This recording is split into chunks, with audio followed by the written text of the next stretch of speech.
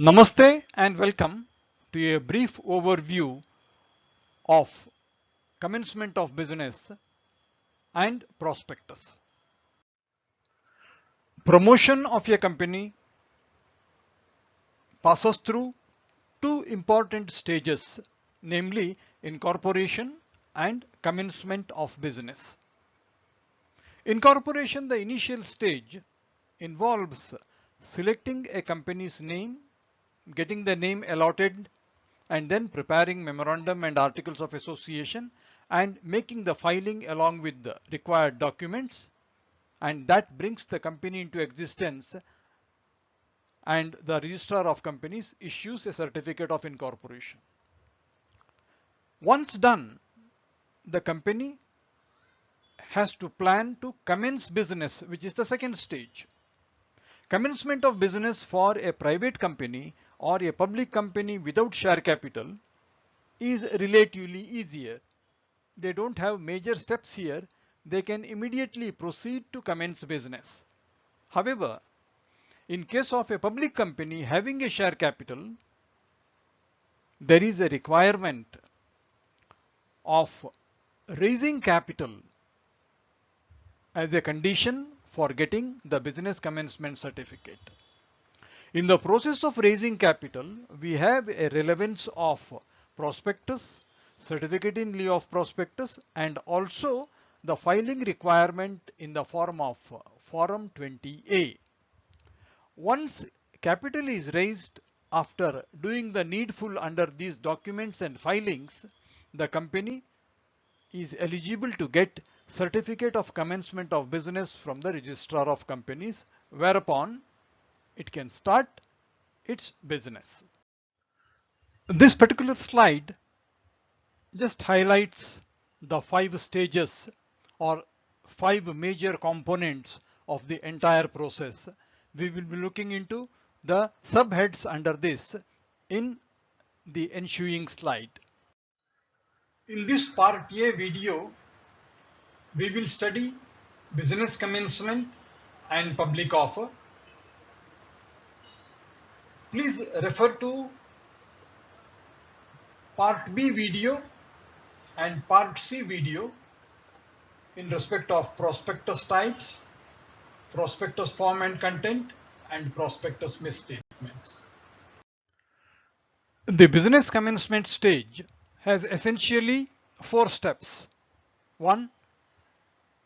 Collection of subscribed capital.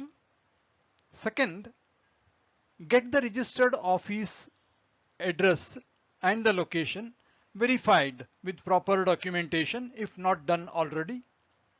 Number 3 is filing declaration in INC 20A within the scheduled period, and last stage will be obtaining the business commencement certificate after having completed the previous 3 steps, which are quite important. Now, in commencement of business by companies, the ministry has now asked for filing of INC 20A as a mandatory requirement, and it is made compulsory in respect of every company, private or public, which is having a capital and incorporated or formed on or after November 2018. Now, this is a streamlining of processes after demonetization which happened during November, and the whole idea is to curb the incidence of shell companies which don't have any activities but just formation and then parking of funds legally permitted or otherwise. Now, that's how commencement of business by companies has been brought under this scanner. And what it requires, INC 20A says The directors have to provide a declaration under section 10A in the form of a board resolution stating what? The subscription money which was due from all subscribers to the memorandum, it has been received, and there is a bank statement in support of the same. Number 2, it requires this statement to be certified by a practicing company secretary, chartered accountant, or a CMA. And these two are to be filed to obtain a commencement certificate from ROC. And the most interesting part of it is the timeline which is set. It says this has to be done within 180 days of incorporation of the company. Means from the time you obtain certificate of incorporation, another 6 months or 180 days, you have to mobilize the subscribed capital fully and then file this report. This is a change for better. Commencement of business by company by filing the form and the background of it. And it is compulsory for companies incorporated on or after 2nd November 2018. And commencement of business can be done only after you file this declaration. Now we have to just understand the subscribers to the memorandum, they are chosen few from among the promoters. From among the promoters are the subscribers to memorandum. And this subscriber to memorandum will be contributing the money, and that money has to be with the company to carry on the objective which was planned in the beginning as per the memorandum.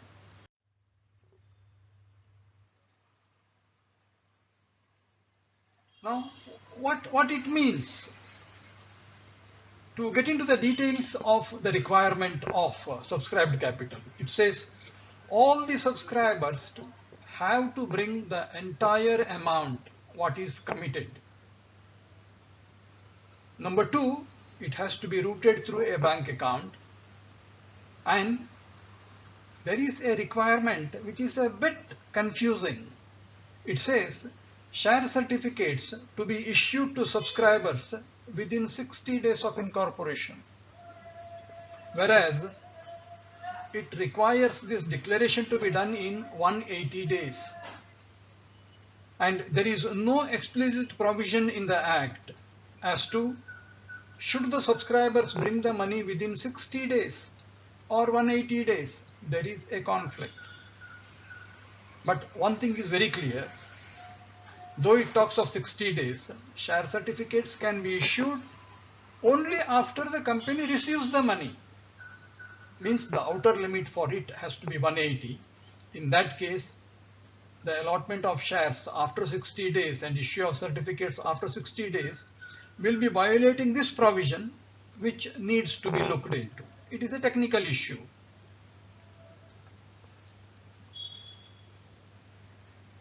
And the INC 20A, which the company will be filing, it has to declare that every subscriber has paid the value of the shares, and as already discussed, it has to be filed within 180 days.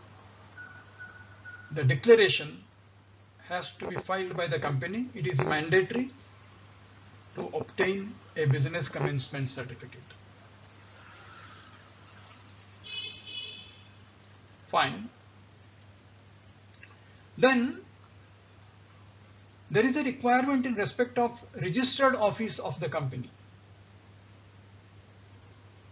Filing of INC 22, it is for verification of registered office at a specific place for delivery of communication or for other communication aspects of it. It could be started as a temporary address and then it becomes a permanent address of the company. before commencement of business certificate is issued, it is required that if under section 12 subsection 2, if the registered office verification has not taken place, it has to be done now and confirmed that what is the registered office permanent address. It was to be done within a period of 30 days. If it was done earlier, it is no reason to do once again. But if it is not done, if it was temporarily done, now the permanent address has to be confirmed. This is also done preparatory to the issue of business commencement certificate. We could see a lot of validation exercise being done in the course of this process to ensure only genuine companies continue with their business. And what if a company doesn't do these things within 180 days of incorporation? The registrar has the power to remove the name of the company from the register of companies. Under the reason, it is a dummy company not carrying on any business. Besides that, company will be charged a penalty of 50,000 rupees, and every director or officer in default will be charged a penalty of 1,000 rupees per day of continued default, which can run up to 1 lakh rupees at the maximum. And this fourth point of penalty and other provisions really ensures that the corporate world has got companies which are really working. If they are not working, if they are only on paper, then in terms of this requirement, registrar has got power to remove the name of the company from register of companies. Once the filing is done, the company will be issued a business commencement certificate. This is a sample copy of the certificate issued under the earlier Act of 1956, just for reference. And that finishes the process, starting from promotion till the commencement of business. Now comes the issue of a public company having a share capital, raising the capital. Initially, when you get the certificate of commencement of business, the insistence is on the subscribers to the memorandum. They have to make the payment of money and they get the commencement of business. But raising of capital is required by a company to carry forward its business operations with the support of substantial equity, and of course debt will follow after that. Now this we will be seeing under the head public offer. We say public issue just like this, public offer.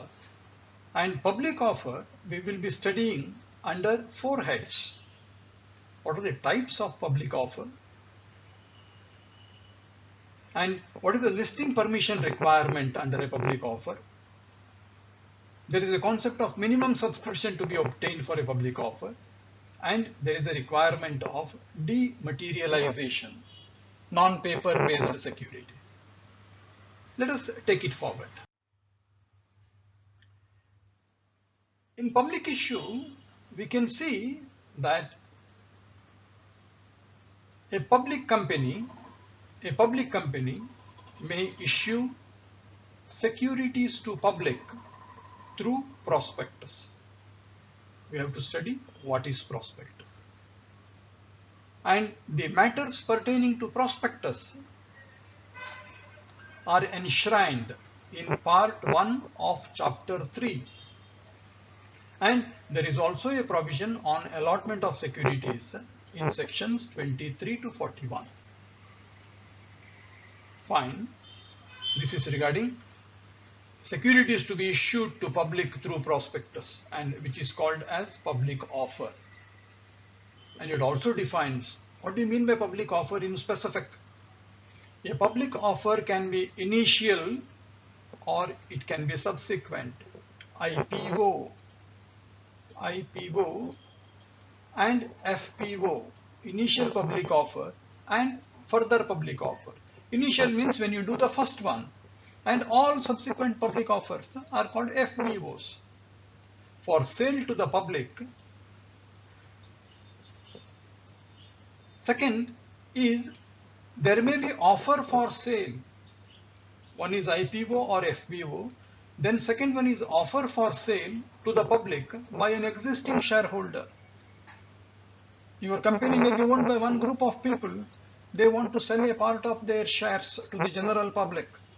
That can also be done through prospectus. IPO, FPO and offer for sale. And offer for sale also, once again, it can be done initially or it can be subsequent also. It can be multiple times it could be done. Then besides this, issue of shares to the public could be done through rights issue, bonus issue, and it could also be done through private placement. Private placement is covered under part 2 of chapter 3. Now, we are talking of IPO, we are talking of FPO, we are talking of offer for sale securities, we are talking of rights, we are talking of bonus, we are talking of private placements. 5 aspects we have spoken, but it will be more clearer we get into the details of this schematically. Public offer, as we see, it can be a fresh issue which is known as public offer. Public offer can be initial public offer or a further public offer. It is issued by the company. Number 2, offer for sale by one of the existing shareholders. It can be initial or further. Then we have got rights, initial or further. Bonus, initial, further. Private placement, initial, further. Now, one thing becomes very clear. Public offer can be first or subsequent, means it can be done any number of times. Further means it can be 1 to n. First, second, third, fourth, like that it goes on. These are the 5 types of public offers which we discussed in the previous slide. Going into the details of it, we can just see item number 2, offer for sale is done by an existing shareholder. And number 1, number 3, 4 and 5 private placement, these are done by company. What do you mean by done by? Seller.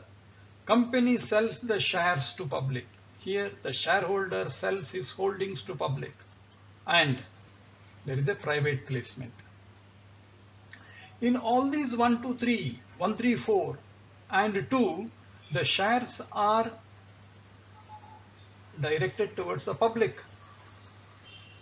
Whereas in case of private placement, you can note the word private. It is to a private group of entities or individuals which can range from 50. Presently, you can make a present private placement to 200 people in a financial year. Means the company will sell the shares to a set of people by way of private placement. And these private placement people are not coming within the meaning of public. Therefore, we have put it separately. When we went for business commencement certificate, we said subscribers to the memorandum who are a part of promoters, they have to bring in the money to get the business commencement certificate. When we went to public offer, we said public offer could be done by the company or by the existing shareholders, and that could be done for selling shares to the public or to private individuals or a private community or private group of people. That is outside the public arena. It is not called a public issue because the moment it is a public issue, you have to issue a document called prospectus. Now, prospectus is required to be issued when you give the securities to the public. Now, why all this? Basic intention here is to protect the investor. Our companies need continuous flow of money, but for continuous flow of money, the investor should be confident that his investment is in the safer hands and it is fully protected. That protection is offered by the legal system of company affairs through insisting on what should be a prospectus, what should be disclosures, what is the liability, and how we can reinforce confidence into the investors who have got funds to dispose of. And in case of private placement also, it may not be a prospectus, but it will be an offer document which will come there. We will see it in the subsequent slides. And this slide is just to confirm that we have got 5 types of offers, 4 to the public, 1 to the private placement, 4 will be through prospectus, 1 will be through private placement letter of offer. And we also spoke about subscribers and how the whole family of equity holders of a company builds up. That could be seen by us. Now, for private placement, as we said, we could have start with 50, up to 50, or up to a maximum of 200 in a financial year. For specified investors, a company can give shares and collect money without issuing a prospectus. Now, there are certain requirements. It is required by SEBI that every company under section 40, if any company wants to sell shares in the market, its shares are to be listed in stock exchanges, stock exchange or exchanges. It is a requirement. Intention: a share gets liquidity only when it is marketable, and marketability comes when it is listed on a stock exchange. This is once again another measure to boost the confidence of investors, so that if they are not happy with the share, they can liquidate it in the market. If they are happy with the share, they can see the appreciation on a regular basis because of the trading which is happening. And before issuing any shares, it is required to obtain permission of listing from stock exchanges. This is one requirement which is indicated there. Second requirement, what the Companies Act insists is all money that a company receives on the application from the public in terms of the sale of shares, it has to be kept in a bank account separately maintained for the purpose.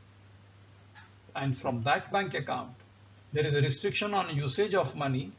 It can be used for purposes specified in the prospectus. If you can't collect money on one project and keep spending it on others, that is not allowed. This particular requirement ensures that the money is really collected as it says. It has to be through bank account, no cash transactions. The money has to really flow into the company and then flow into the approved project. Now these are the 2 requirements. One is listing, second one, the money has to get into the bank account. Then it says, if you are going for a public issue, you open an issue, you get applications, but if your project requirement is 100, which we call it as minimum subscription, you should receive the amount of minimum subscription as applications in the issue. If the subscription is not enough to meet your requirement, you cannot make any allotment because you have not received the minimum amount. Therefore, getting the issue subscribed is very important because normally in any public issue 90% of the value of the offer is considered to be the minimum subscription. Therefore, they have to receive applications for a value not less than 90% of it. And to this extent, normally what companies do is they go for underwriting agreement, which is mandatory also. Every issue is 100% underwritten so that there is no question of issue bombing due to poor response because it will devolve on the underwriters. And there is also a requirement that the application money should not be less than 5% of the nominal value. And second, it has to be received by check or other instrument, no cash. And you open the issue, you receive the application with money, and once the amount is crossing minimum subscription, you close the issue and then you approach the registrar of companies, you file a return of allotment within specific number of days of closure of the issue. And if minimum amount is not received, you don't want to pursue with the issue, although there is an underwriting things. If the stated minimum amount is not received,